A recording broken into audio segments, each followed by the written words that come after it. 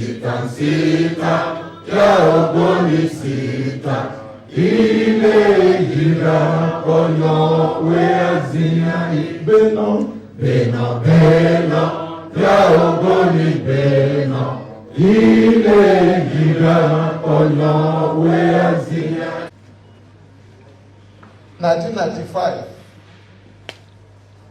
10th of November, which is about a month from today, in 1995, the Nigerian state carried out one of the worst things that they have ever done to any human being of any nationality in this country by sending one of their best to any grade. I'm sure that Ken Saro-Wiwa did not pray for this country when you were being forced to die. And you and I know that from that day Ken died to today, the enemy has never rested. In fact, from that day, although I don't know if they think that the next morning oil will begin to flow, but unfortunately, when they saw the danger and the mistake that they made, I think Shell started packing from that day.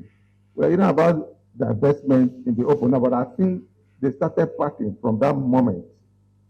Although when Ken said from today, Shell will declare persona non grata in Ogoni, we knew that they will no longer be part of Ogoni. But leaving Nigeria, we did not envisage that until when Ken was on trial. When he said he was not alone on trial, that Shell was right there, and his day will come. And the day came sooner than was predicted. I don't need to tell you about the man we are celebrating. You all know what he stood for. There was never a thing Ken told us that was a lie. Everything he told us was truth. Everything he said, even those that did not happen then, they are beginning to happen. Not too long ago, you heard when Mr. President said they've granted a pardon. Not a lawyer. I think in my common sense, you only grant pardon to somebody that has committed an offense. And that's why we're saying that if Mr. President does not know what to do, maybe that's where his power ends in their book. But I think government has a way of working around anything they want to do, anything they want to achieve. They have a way of going around that. When they declare a state of emergency in Rivers State, they suspended all laws, non-laws, including the laws that said that if you want to conduct election, you should have 90 days or so. They suspended it. Everything was suspended. Now, when they were making jokes or trying to say that they want to take oil that has blood in it, I think they woke up one morning, just signed paper saying we are giving you a university. You and I know that university does not bring out oil. You don't joke with people to that extent. Universities that are giving to people plenty, almost to some their friends and brothers. You think that you will just say, okay, you people don't know anything, I'm giving university, I'll take your oil. How many oil wells does Abuja have? Look at what oil wells have done in Abuja within very short period of time. The gold in Zamfara, everything that is happening there, as government gone to Zamfara any day to ask Zamfara to bring money for the gold, they made their gold and they take it. Is it the one that God gave us that should be for everybody? It shouldn't be. Oloibiri, we all mentioned Oloibiri, but Oloibiri as a community is not the first place where oil was first found in commercial quantity. That community is called Otuabagri. The Oloibiri field, Shell named it after the clan. There is an Oloibiri clan and an Oloibiri community. Out of the 21 oil wells from which Shell extracted crude oil, 18 are owned by Otuabagri community, 2 Otogidi community, and 1 Opune community. This record has to be straightened Because we always mention Olebri. It is Otabagi community where the Olebri oil well 1 was found. Having said that, let me say I am an Ogoni from Ijo. I've listened, and all what you've said is true. Ken Saro-Wiwa, in well-attended events, occasions, appealed to Nigerians and the friends of Nigerians, or Nigeria, that justice should be done to the people of the Niger Delta before the curtain falls. He also said, he said something about the coming war in the Delta. And after he published that article on Daily Times, his column was axed. They denied him expression in that column. And today, the war has come since. The Niger Delta has been militarized. Militancy came. And up till today, we can all witness the fact that for killing Ken and the other Ogonis, the entire Nigeria has not rested. Militancy came, kidnapping started, and today, all nooks and crannies, we are all victims of kidnappers. You go to the north, you go to the east, you go to the west, everywhere, kidnapping. If the Nigerian nation that believed in its iron ox and the gun and the bullets had called Ken, my brother, come, fellow Nigerian, come, how do we solve this thing that you have seen in terms of injustice? There wouldn't have been militancy. The way guns are here and there, it wouldn't have been so. And that is why I want to appreciate, as a disciple of Ken Saro-Wiwa, when Socrates was to be killed, he said, younger ones who are tougher will come. And today, I'm happy to see my boss here, Reverend Nimo Basi, who has tutored us, and today I'm also a disciple of Ken Saro-Wiwa. And so, the lesson here is, whether it is in your family, community, organization, or wherever, when a little problem is coming, look for a way to solve it. Because it might result into myriads of bigger problems if you do not handle it well. And so Nigeria should hear. I want to use this opportunity that I'm standing here to say, because of the injustice against the people of the Niger Delta, which Ken Saro-Wiwa championed to address, and that you did not address it, you killed him and the other Ogonis, trying to level the entire Ogoni people. Today, Nigeria has not rested. Nigeria has not rested. And until justice is done, you cannot pardon Ken Saro-Wiwa. You cannot pardon him. He did not commit any crime. I stand with Celestine Akobare. Ken and the others did not commit any crime. It is unfortunate what happened to the other Ogonis, like Kobani and the rest of them. But then, let justice be done to Ken Saro-Wiwa, the Ogoni people, and the entire Niger Delta. Clean up the Niger Delta now. Thank you. Those threatening days when we were in the trenches, I remember vividly one night, because as the chairman of CDHR and CD, the level team was always coming to my house to brief us. In one of the briefings, it was in the night, he told me, Chris, we are going to withdraw. I shouted, why? Do you want to kill Ken? He said, no. From what he said, he told me that it was clear whether they defended or not, the government had decided to kill Ken.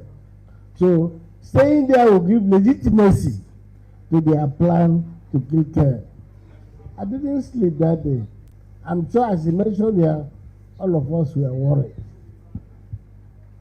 I'm happy today that the flag is still flying, because when I read the other day that Ogoni had consented to shell coming to their land, the first question I asked myself, did they look at the Ogoni Bill of Rights before consenting?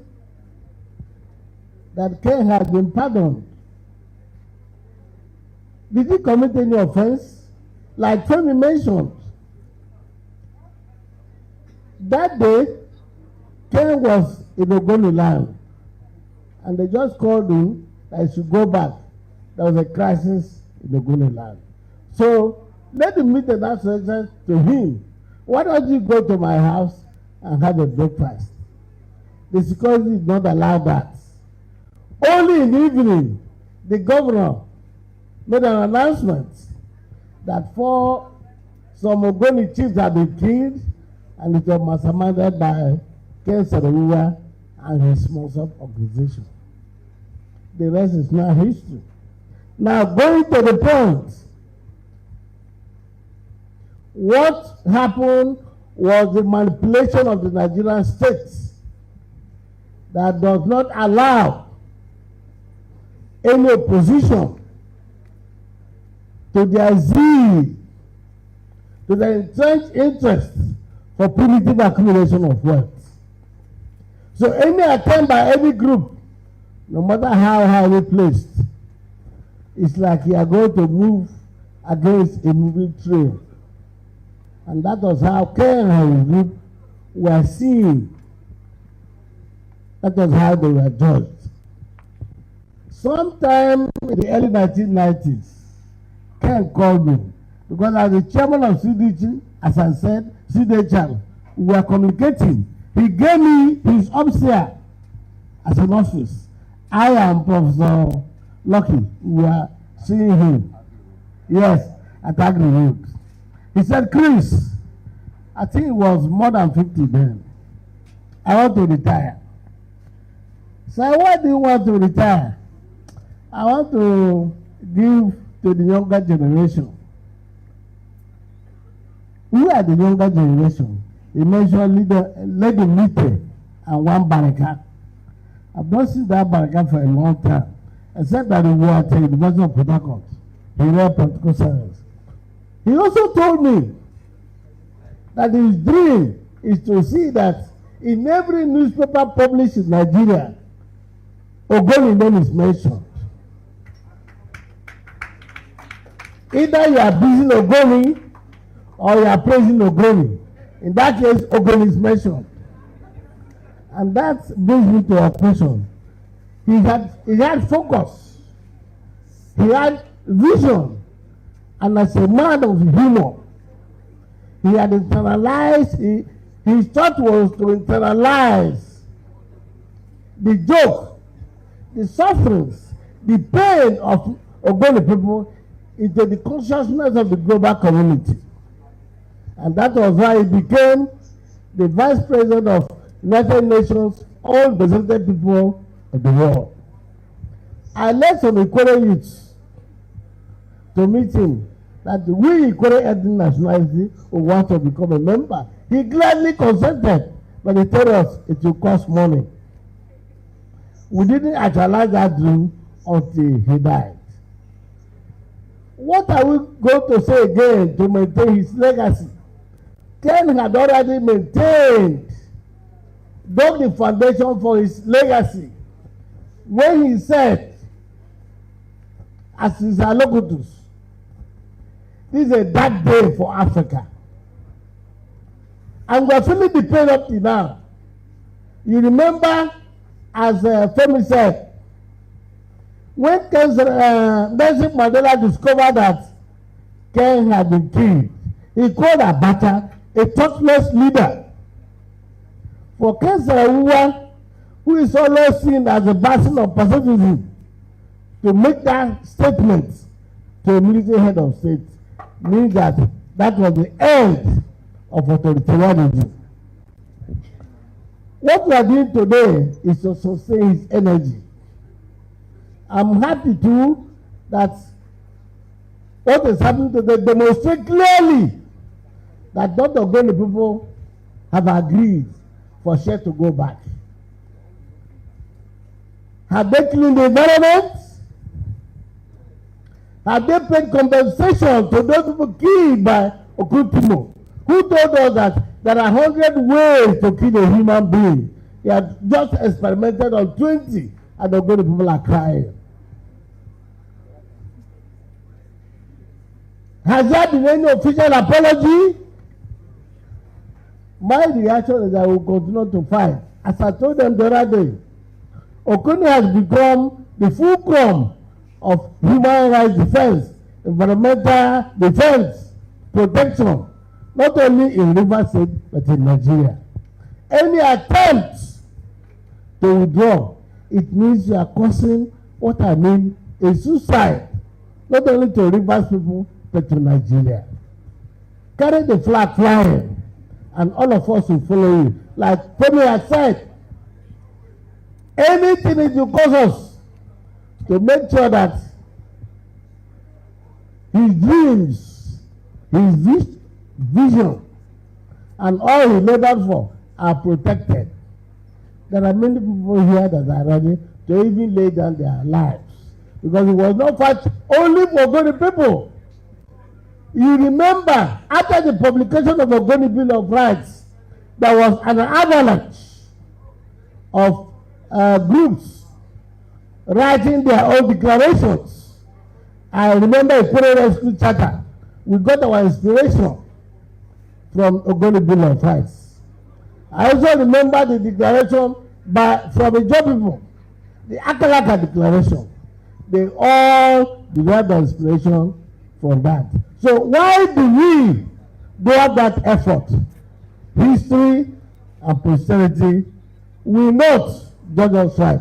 And I'm sure as we are here today, whatever Ken is, as an African man, as a Pan-Africanist, I'm sure he's seen us.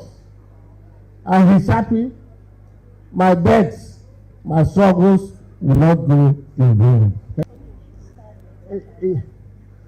This hall you see here, I don't know why the EZE Christian should forget. This was the same hall when the United Nations rapporteur came. He was the chairman. It was the same hall. If I had to speak on that alone, I know it will even take me an hour. Let me give you a little brief. There's a woman I would have expected to see here. When I was in the cell, SIIB, one tall woman, she was the leader of FOA. Tall woman, I think that was 1994. I think Federation Union of Ogoni Women, yeah. A night before the rapporteur came, a day before they came, we had a meeting in his house. That is Ngboba. We held a meeting there. Because Komo was boasting that all that the federal government did in executing Ken Saro-Wiwa was in the best interest of Nigeria. And traditional rulers and those in river states, they are almost of the same mood, either through quietism. Nobody said anything. Himself, as the leader, my humble self secretary, late Anyakwe, and a few others, we held a meeting that will go to the tribal to meet the rapporteur. We had a meeting in his house. In the afternoon, we came in here. When we say we came in, we had to look for ways to come in here. They said we should come in the night. So in the night we came. I had a beetle. Intentionally, the front seat of the beetle was removed so that in case of anything, the person sitting in the back can run away. Myself, I run away. By 8 p.m., we were here to register that we will be there the next day. Himself, we were seeing young men there. All Ogoni persons of any, they cannot come out. So it was those of us that were not of Ogoni extraction that can come out. That same night, after we had been able to register that we are going to be present, we are now going out. I was driving. Himself was at the back of my beetle. Anyakwe was behind us. Late Anyakwe of the history of human rights and humanitarian law. Immediately we passed the same gate. They now discovered we were passed. They held Anyakwe and took him to a military barrack. The next day we came. After we had finished here, we now pleaded with the rapporteur that they should escort us out, which they did. Because Nkomo could not believe that people can take that risk to come and give another version of the story. Because it was going to be a mono-dialogue. Traditional rulers, individuals of, important in River State, they were of the opinion that the killing of Sken was the best thing that had happened to Nigeria. There were only two individuals we can exempt. Late Dr. Murphy Akubu and Chief Eric Aso. Because when I was in detention, we couldn't get any lawyer from here. He got one. They had to give us money. Then Femi too was in detention, that's FF, was in detention. Then from detention, he directed Bello IDG of Blessed Memory to be coming to Port Harcourt. He said a week before then, about 2 months before then, he was in SSL for about 2 months. He came back with one terrible cough. That's why you see his voice, that when he talks, you can't even hear him well. That was the situation we passed through. So if I had to go to Ken Saro-Wiwa, I met him at the level of Campaign for Democracy. He was the first vice chairman, South Zone, followed by Iyayi and my humble self. But Ken Saro-Wiwa was somebody who believed in advocacy. Because during the Abacha Constitutional Conference, the position of CD was that we should not go. But he said, let's use every forum, every platform to advocate. And it was that mistake, process, that led to Kyoko killings, because he was going to campaign. These are salient facts that he was going to campaign. And I thought too, because personal discussion with him, when we go to Agro, which he gave to us to be used for his office, it appeared he knew Abacha as one-on-one. Because he was making some comments that no, he could have good intention. But he never knew that those of them you think have good intention never wanted you. And that was how they killed him. For Umeshim, in the 90s, we were always coming for celebration there. What I mean, remembrance. People like Oronto Douglas, Felix Todolo, Christian Akani, Robert Azibola, Nelson, and up to a point, even Caroline she was a young girl then. We were all going there for. That's Carolina. She's a big woman. 2 colleagues there, Dr. Kyobel and Pune. I don't know how to pronounce the name. Pune. Yeah, Pune. So that one was the youth leader. So I was always going to. I'm saying I may be one of the few that saw them last. Then, a month before they were executed, there was a balcony. I'm sorry I'm not taking you or something, but I must give some of these stories so that we don't die with them. Balcony. They started now putting barbed wire, building the place. So it was something funny. I would go there, I would see Ledu. Ledu had a small laptop that he was using. If necessary, some messages can be taken out. At a point, they refused us from going in to go and see them. And then, when they were now to be, interrogated, a team came from Lagos. At that same time, I was in State Investigation and Intelligence Bureau for 1 month. I was there. That was where I met that woman, Fowa. And the Ogonis were there, were more than 70. How we were sleeping was a terrible situation. I wouldn't go into the details. When they brought Ken, they moved me to one cell, and we were there for some few hours where we exchanged ideas. So they saw the way we were talking. They quickly separated us because they wanted to interrogate him. What they did was that the individuals were being interrogated. My former class colleague, Dr. Misha Karanwi, was there. But there was a person from Ogoni, the whole of Ogoni, but it wasn't involved. There's a person I always admire with stories, they call him Kuti. I heard that whether he was later executed. But invariably, that the comrades that were in Ogoni, that were in the prison, many of them knew nothing that ever happened. Fortunately for me, the court, Margaret Akwememe, granted me bail. I was able to get bail. Then when I came back with my colleagues, late Professor Kinako, I won't mention other names. They were now raising funds. Then we were now taking money down to buy food stuff until possibly many of them were released. But what